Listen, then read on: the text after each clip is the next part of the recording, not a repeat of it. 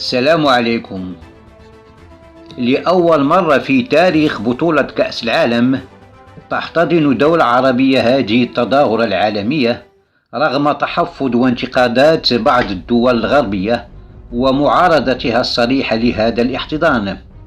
ونحن كدول عربية وجب أن نساند هذا البلد الشقيق آملين أن تنجح هذه التظاهرة العالمية. وهذه قصيدة زجلية باللهجة المغربية. وشكرا جزيلا على تفاعلكم.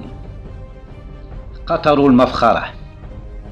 قطر يا بلاد الخير، أعطاك الله فضله الكتير. شكون اللي توقع وتسنى بلاد العرب كلها تتمنى تنظم عرس كبير؟ من زمان كان أملنا نبصمو تاريخ بلداننا، المونديال حدث عظيم. قطر قررت تحدى تسكت كل من يتشفى بالفعل وحسن التدبير.